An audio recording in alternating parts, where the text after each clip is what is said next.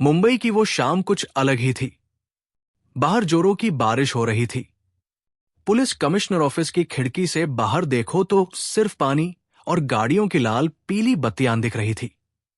अंदर अपने केबिन में बैठी थी एसपी अंजलि राठौर। ये नाम ही काफी था अपराधियों के पसीने छुड़ाने के लिए। पुलिस डिपार्टमेंट में लोग उन्हें लेडी सिंघम कहते थे, लेकिन अंजलि को इन नामों से कोई फर्क नहीं पड़ता था। वो बस अपना काम जानती थी। अंजलि अपने टेबल पर रखी एक फाइल पढ़ रही थी। तभी दरवाजे पर एक हल्की सी दस्तक हुई। अंजलि ने बिना सिर उठाए कहा, कम इन।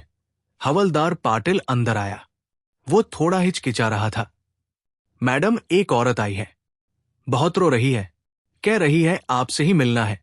मैंने कहा कल आना, पर वो हिलने को तैयार नहीं है। पूरे कपड़े भीगे हुए हैं। अंजलि ने फाइल बंद की। पाटिल, मैंने कितनी बार कहा है, फरियादी को कभी दरवाजे से मत लौटाओ। भेजो उन्हें। कुछ ही पलों में एक बूढ़ी औरत अंदर आई। उम्र करीब 60 से 65 साल होगी। साड़ी जगहजगे से फटी हुई थी, पानी से तरबतर। आंखों में ऐसा डर था जैसे उसने मौत को करीब से देखा हो। उसका नाम सावित्री था। सावित्री अंदर आते ही अंजलि के पैरों की तरफ लपकी। अंजलि ने तुरंत अपनी कुर्सी छोड़ी और उसे पकड़ लिया। अरे रे, ये क्या कर रही है मां? जी उठिए, यहां बैठिए। अंजलि ने उसे कुर्सी पर बैठाया, खुद अपने हाथों से पानी का गिलास दिया।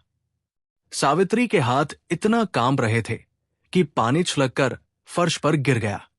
अंजलि ने बहुत प्यार से पूछा, शांत हो जाओ मां जी, पहले सांस लो, मैं यही हूं। बताओ क्या हुआ मैडम साहब? अनर्थ हो गया। घोर पाप हो रहा है। भगवान के घर में शैतान बैठे हैं।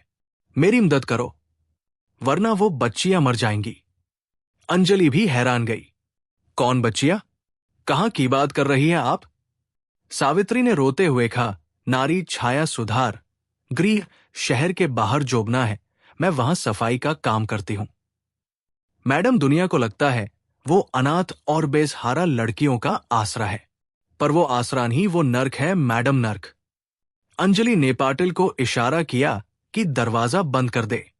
मामला गंभीर लग रहा था। खुलकर बताओ मां, जीडरो मत। सावित्री ने अपनी साड़ी के पल्लू से आंसू पोंछे और जो बताया उसे सुनकर अंजलि के पैरों तले जमीन खिसक गई। मैडम, वहां का जो बड़ा साहब है ना, जगन माथुर, वह इंसान नहीं जानवर है। वहां जो भी नई लड़की आती है जिसका कोई वारिस नहीं होता या जो दिमागी तौर पर थोड़ी कमजोर होती है, वो उसे अपने कमरे में बुलाता है। वो वहां सुधार गृह नहीं, वैश्यालय चला रहा है। लड़कियों कोनशा दिया जाता है। अगर कोई लड़की मना करे तो उसे पागल खाने के वार्ड में डाल देते हैं, बिजली के झटके देते हैं। कल रात एक 19 साल की लड़की जिसका नाम मुन्नी था, उसने फांसी लगा ली, लेकिन उन लोगों ने पुलिस को नहीं बताया।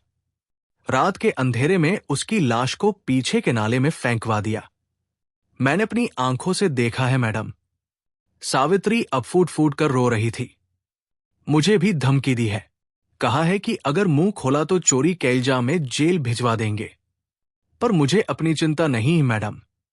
उन बच्चियों को बचा लो। अंजलि का खून खल रहा था। नारी छाया सुधार गृह, ये नाम उसने सुना था। कई बड़े नेता और बिजनेसमैन वहां डोनेशन देते थे।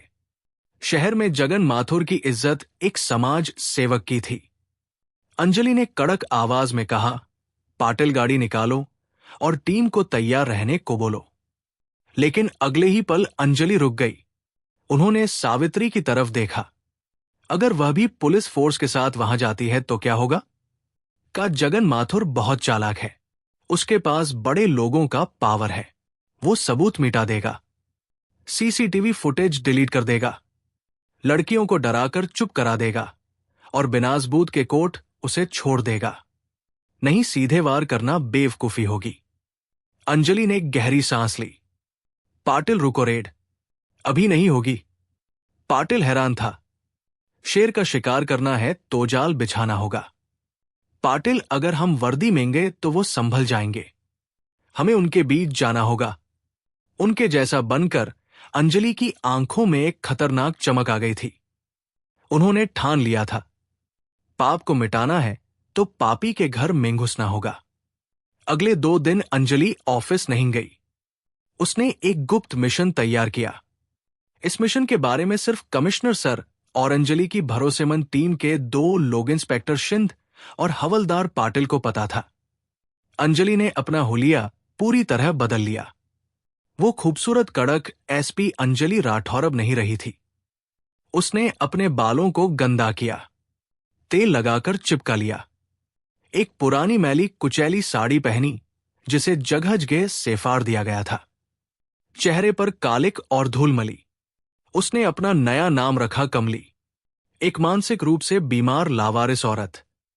प्लान यह था कि अंजलि एक बस स्टैंड पर पागलों जैसी हरकतें करेगी, लोगों को पत्थर मारेगी ताकि पुलिस जो लोकल थाने की होगी और जिन्हें इस प्लान के बारे में नहीं पता होगा उसे पकड़ ले, और नियम के मुताबिक ऐसी लावारिस और मानसिक रूप से बीमार महिलाओं को सीधा नारी छाया सुधार गृह भेजा जाए। और वही हुआ। दोपहर के 2 बजे बज रहे थे। दादर बस स्टैंड पर हंगामा मच गया। हटो हटो सब। एक औरत चिल्ला रही थी।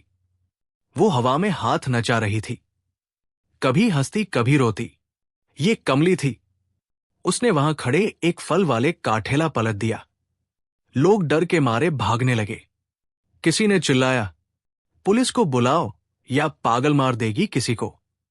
थोड़ी देर में पुलिस की जीप आई। 2 महिला हवलदारों ने बड़ी मुश्किल से कमली को काबू में किया।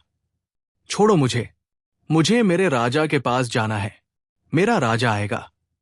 कमली चिल्लाती रही, नाट करती रही। उसे थाने लाया गया। वहां के इंस्पेक्टर ने जब देखा कि इसका कोई घर बार नहीं है और दिमागी हालत ठीक नहीं है, तो उसने वही किया जो अंजलि चाहती थी। उसने ऑर्डर साइन किया, इसे नारी छाया सुधार गृह भेज दिया जाए। शाम होते होते अंजलि उर्फ कमली एक सरकारी वैन में बैठी थी। लोहे की जालियों के पीछे से उसने मुंबई शहर को देखा।